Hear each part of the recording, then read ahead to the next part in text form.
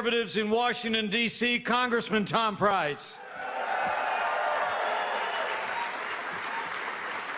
Now, Tom's known me a long time, and he knows the introduction I prefer is a little bit shorter than the one he just gave. That is that I'm a Christian, a conservative, and a Republican, in that order.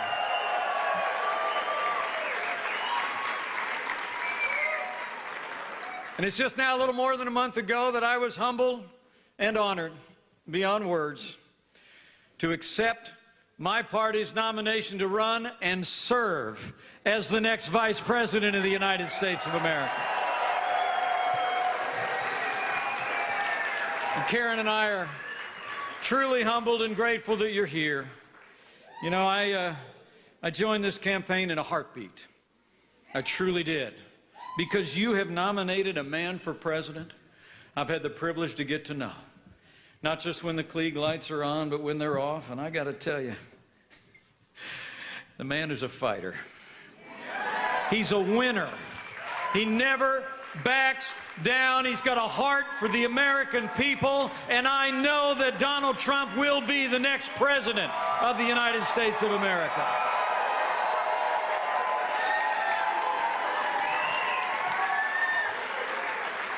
You know, people back in Indiana, I was home over the weekend, they come up to me and say, what is it about Donald Trump? And you know, I'm from south of Highway 40, so we speak pretty plainly down there. I said, I don't know. I said, Donald Trump just gets it. You know what I mean? I mean, he just gets it. He's the genuine article. I truly believe that Donald Trump understands the frustrations and the aspirations of the American people like no leader in my party since Ronald Reagan.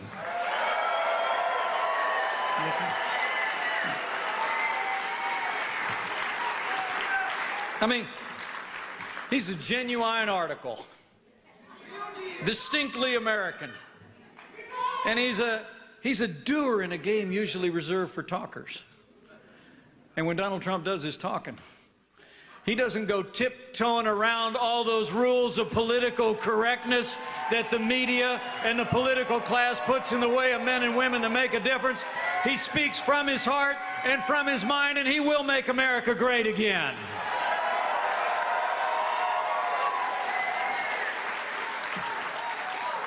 And frankly, it's just a lot of fun to watch. Especially watching, you know, the other party. I mean, he drives them a little bit crazy.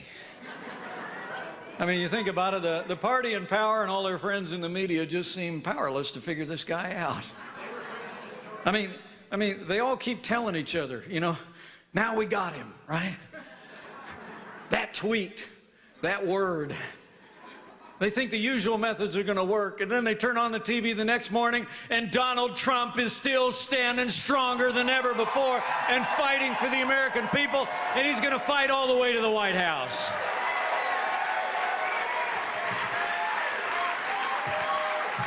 You know, it really is pretty amazing if you think about it. At the very moment that the people of Georgia and the people of this country are crying out for something new and different, crying out for real change this time around, the other party has answered with a stale agenda and the most predictable of names. You know, people are restless for change, ready to break free from the failed status quo, the failed patterns in Washington, D.C., and the Democratic Party just anointed someone who represents everything this country is tired of. So let me tell you, Georgia, let me just tell you straight from my heart. For the sake of our security, for the sake of our prosperity, for the sake of the rule of law and preserving the highest standards of integrity in the highest office in the land, we must decide here now that Hillary Clinton will never be elected President of the United States of America.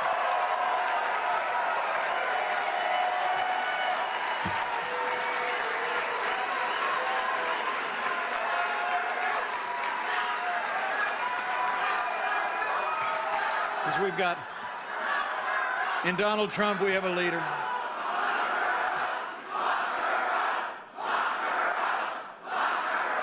In Donald Trump,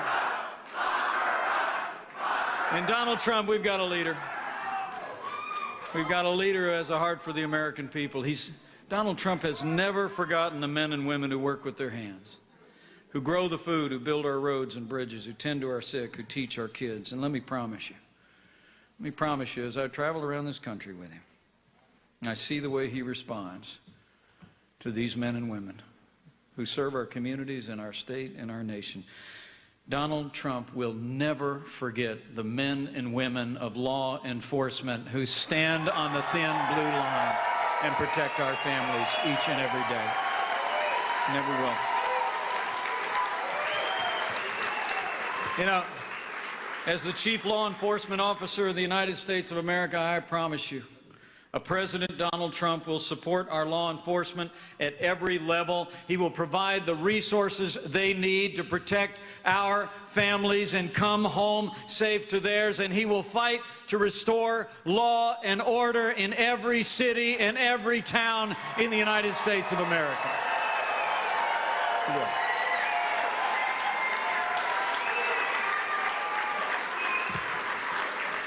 Because the Lord knows we need change in this country. 7.5 years. 7.5 years of Barack Obama and Hillary Clinton has weakened America's place in the world and stifled our nation's economy. And we need to talk about it. We need to talk about it.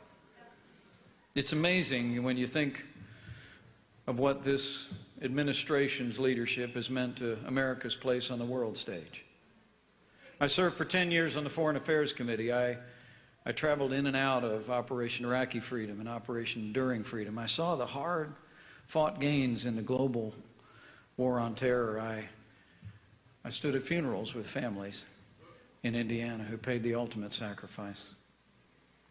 And yet, if you looked at a map today of the wider Middle East where those hard-fought gains were won, and a map from 2009 when this administration took office, you almost couldn't recognize them.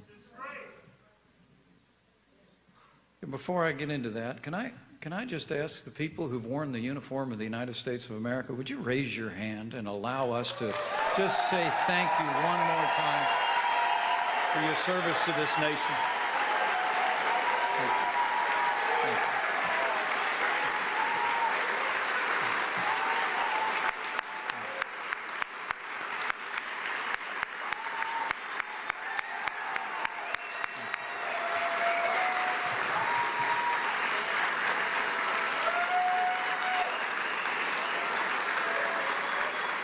You know, it was Hillary Clinton and Barack Obama who compromised the hard-fought gains in Operation Iraqi Freedom. People forget in 2009, things had turned around in Iraq. The surge had worked. Sacrifices of our soldiers and their extraordinary courage had stabilized that country. But because Barack Obama and Hillary Clinton were on a timetable for withdrawal without negotiating another status of forces agreement, we pulled out of Iraq, created a vacuum in which the extraordinary, hideous organization of ISIS was conjured up to compromise territory of Iraq that had been won and secured by American gains. You know, it was Hillary Clinton who actually instigated the disastrous agreement with the radical mullahs in Iran. $150 billion and $400 million on a pallet that we're told is not a ransom for 4 Americans. You know, they can say that delivering $400 million in cash on the very same day that 4 Americans were released wasn't a ransom, but the American people know better, and I'll make you a promise. When Donald Trump is president of the United States of America, we won't be paying ransom to terrorist sponsoring states or terrorists. They'll be paying a price if they threaten the American people or detain or harm our citizens or our allies. I promise you that.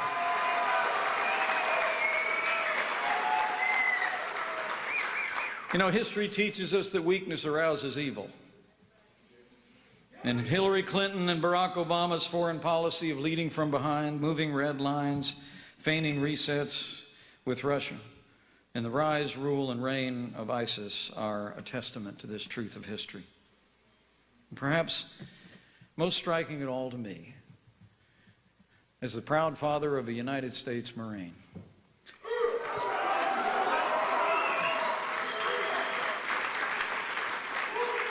as the father of a United States Marine, it's important to remember that it was Hillary Clinton who left Americans in harm's way in Benghazi. And after 4 Americans fell, she said, "What difference at this point does it make?" Let me say to each and every one of you, more as a parent than as a candidate for high office, anybody who said that, anybody who did that, should be disqualified from ever serving as Commander-in-Chief of the Armed Forces of the United States of America.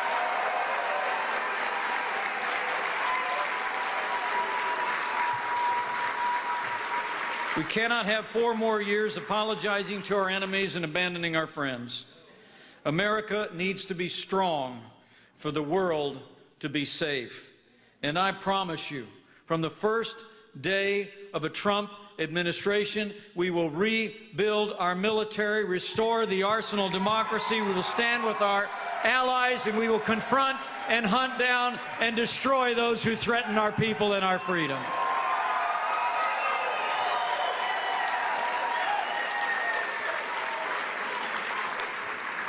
Donald Trump will lead with strength on the world stage, and he'll also lead with strength at home. And boy, do we need it. You know, they like to tell us that this economy is doing well. We heard a lot of rosy speeches at their convention.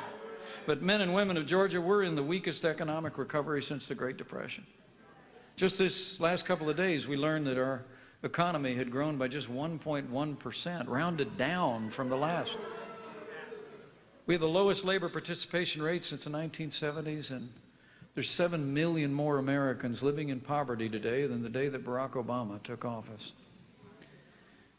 Hillary Clinton's plan, it's more of the same.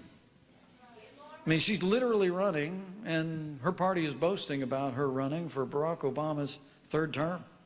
More taxes, more regulation, more Obamacare, and more of the same policies on energy that are stifling our nation's economy. $1 trillion in new spending, more than $1 trillion in new taxes. You know, all that spending, Hillary Clinton was asked just the other day how she was going to pay for all those new government programs. She said, quote, "I'll tell you how we're going to pay for it. We're going to go where the money is. We're going to go after super wealthy. We're going to go after corporations. We're going to go after Wall Street."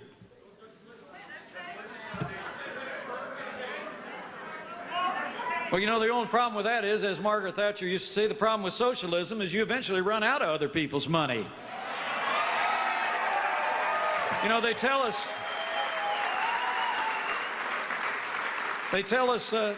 this economy is the best we can do, but Donald Trump and I know different. Georgia knows different. It's nowhere near the best that we can do. It's just the best they can do. And when Donald Trump becomes president of the United States, we're going to drive policies that unleash the boundless energy of this economy, and we're going to get America working again for every American. Donald Trump has a plan. Donald Trump has a plan to reignite our economy with tax reform, regulatory reform, trade reform, and energy reform. A lot of what conservatives on Capitol Hill have been talking about for a long time, but just simply didn't have a partner in Washington, D.C. to support. That's the truth of it. Now, Donald Trump's going to roll his sleeves up, and he's going to actually embrace that plan the House Republicans put forward. We're going to cut taxes across the board for every American. We're going to lower marginal rates. We're going to end death taxes once and for all. And we're going to lower business taxes so businesses in Georgia can compete with businesses around the world and keep jobs right here. But it's not just about taxation, it's about regulation. That's why Donald Trump on day one is going to do back what we did in the Hoosier State. We cut a few taxes back there in the last 4 years, but we also froze regulations. Donald Trump's going to freeze any new federal regulations. He's going to repeal every Obama executive order on day one that's stifling jobs in Georgia and in this country.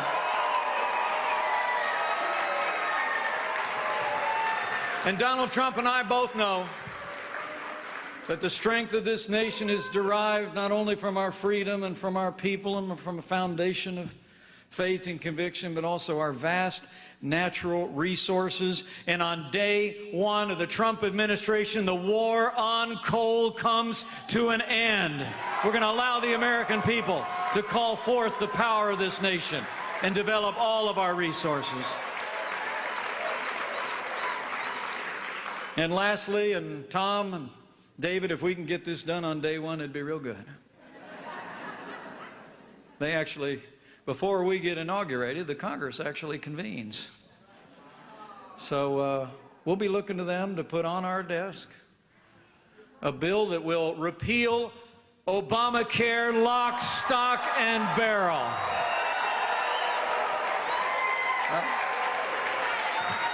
Now, a lot of economists out there, a lot of people are talking about it. You got some real smart economists out there. You see them on TV, like economists like Larry Kudlow and Steve Moore and others. They're pretty excited about this plan. Pretty excited about what it'll mean for American jobs and American growth. Quite a contrast to Hillary Clinton's plan that's projected to cost hundreds of thousands of jobs with its higher taxes and more regulation and more Obamacare. But Hillary Clinton's dubious about that. She actually said the other day that projections about the recovery under a Trump administration were, quote, wildly unrealistic. Now, I got to tell you, the only thing that's wildly unrealistic is electing the same people with the same bad ideas and expecting a different result. Donald Trump and I know the time-honored principles of less taxes, less regulation, more American energy, and smarter and tougher trade deals will create jobs in America for every American.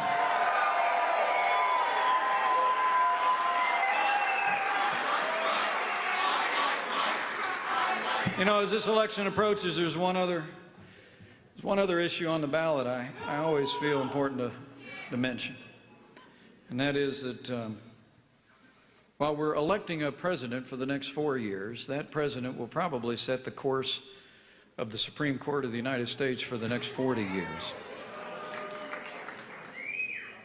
In a very real sense, the untimely passing of the late Justice Antonin Scalia has literally put the balance of the Supreme Court on the ballot in 2016.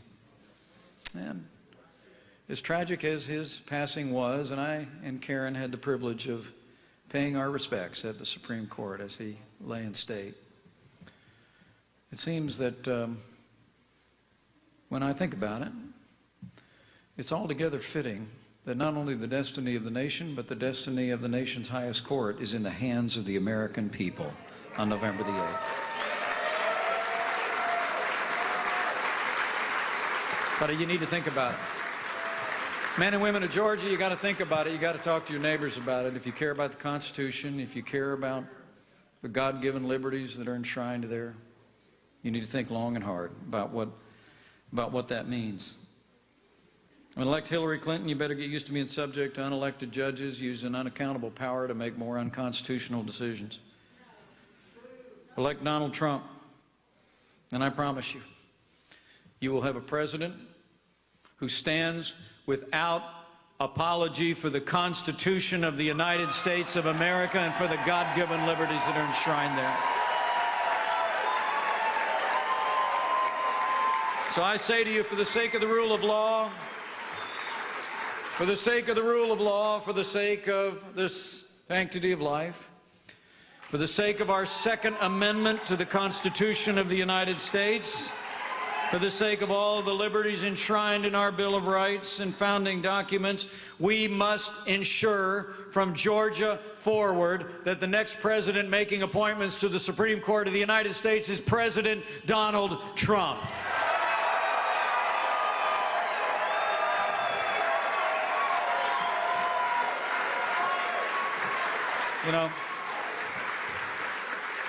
You know, this is a very challenging time in the life of our nation. It truly is. It seems like there's so many things that divide us anymore. So few things that unite us in great purposes the way they once did.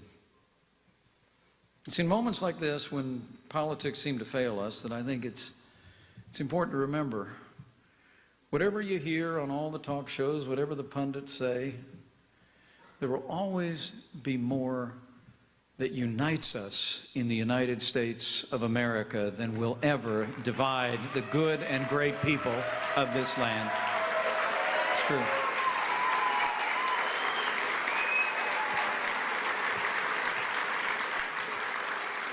Donald Trump and I know that. The last several weeks, many people have marveled and some people have complained about the way that Donald Trump has made it clear that when we talk about making America great again, we mean to make America great again for every American, regardless of race or creed or color.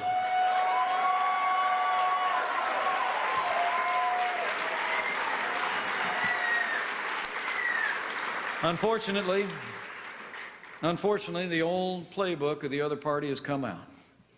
The playbook of division, dividing us along racial lines once again. You all have heard it. The hot speeches last week by Hillary Clinton and by her running mate. You know, I got to tell you, I think the American people are tired of politicians who divide the American people to unite their support and win elections. I truly believe that.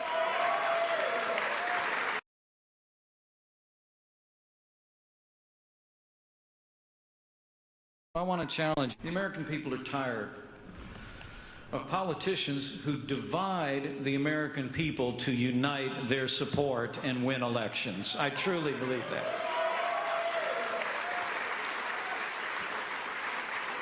We're tired of the divisive politics of the left. And so I want to challenge you. I want to challenge all of you today. As you go forward from here, I hope you've heard something about the issues in this campaign. I hope you've heard about the message that we have to deliver all across Georgia in the 71 days that remain in this campaign. But I hope as you present that choice to neighbors and friends here in Georgia, you'll talk as much about our aspirations as our frustrations. You talk as much about the change that we can make as you do of the choice that we face. Because I truly do believe that all the divisive rhetoric in the world, all the focus on what divides us, pales in comparison to when the American people recognize that we can be better. We can be stronger.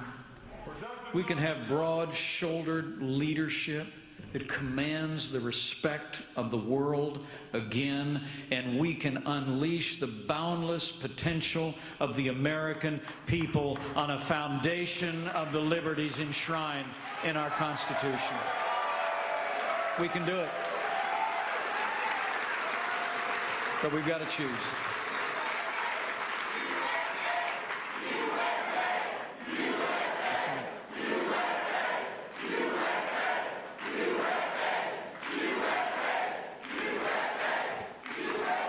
So I want you to leave here tonight, I want you to tell somebody, okay? I really do.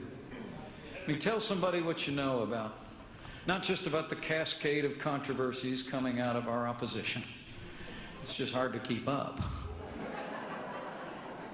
I mean, for heaven's sakes, thousands of emails discovered that they didn't turn over. Now the State Department says they'll get around to releasing their schedule in December.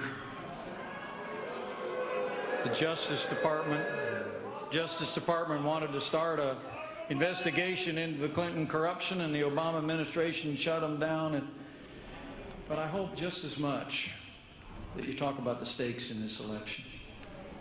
I hope just as much that you go out and talk about aspirations, because I want to assure you that Donald Trump answered the call of this country to step into the gap at such a time as this. Because Donald Trump and my little family are both the beneficiaries of the American dream. I mean, it's really amazing if you think about it. My grandfather immigrated to this country just like his did.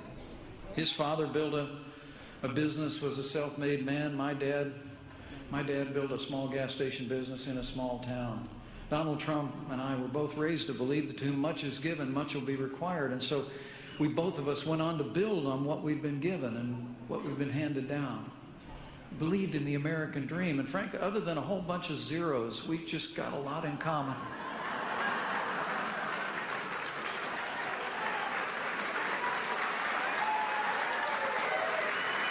It's true. But it's the same thing. I think the reason that he and I and our families made such a connection so quickly is because we both are humbled by what this country has meant for our family. And I just want to assure all of you, as you go out from here, let's lay out the choice. Let's lay out the choice between, this isn't a decision between electing someone who will have America do this well and someone else have America do this well. I truly do believe that this is a choice between someone who's determined to continue the failed policies that have weakened America abroad and have stifled our nation's economy, and someone who is willing to plant his feet in the ground, turn around, and lead the American people back up to the heights of greatness at home and abroad. That's what it is. But that's an aspirational message. So let's draw people to us. And also, I'd say one other thing before I close, and that is, if you're inclined to do as Karen and I do, from time to time, to bend the knee, we encourage you to do it.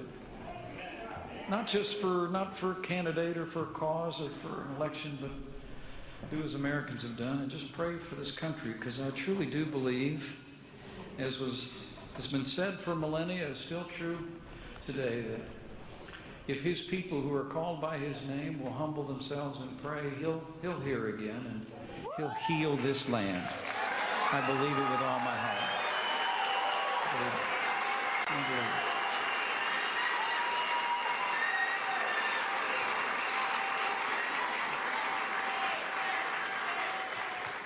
So my friends in Georgia, the choice could not be more clear. The American people can elect someone who literally personifies a failed establishment in Washington, D.C., or you can elect a leader who will fight every day to make America great again. But here's the choice, and I think this is another time for choosing. I truly believe it is. My wife's favorite poet is Robert Frost. And there's that really neat poem where it says, two roads diverged in a woods, and I took the road less traveled by, and it made all the difference. America's always taken the road less traveled by, the road of freedom and personal responsibility and rugged individualism. And we can choose that again this year, but we've got to make a choice. So let me lay it out for you one more time. If you want a president who will protect this nation, rebuild our military, restore the arsenal of democracy, confront radical Islamic terrorism, and rid the world of ISIS,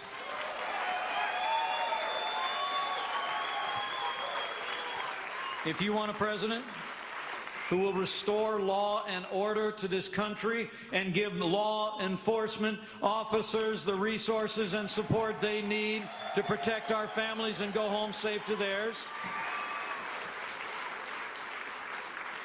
if you want a president who will build strong borders, build a wall, end illegal immigration, and enforce the laws of this nation for the people of this nation,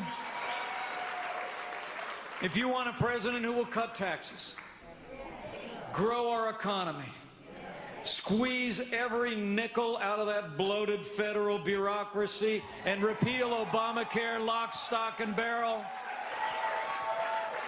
and lastly, and this one's my favorite, if you want a president who will upend the status quo in Washington, D.C., and uphold the Constitution and the highest standards in the highest office in the land, then I say to you here in Georgia, tell your neighbors and friends, we have but one choice. And that man is ready. This team is ready. This movement is ready. Let's go make sure that Georgia is ready, and we will make Donald Trump the 45th President of the United States of America, and he will make America great again.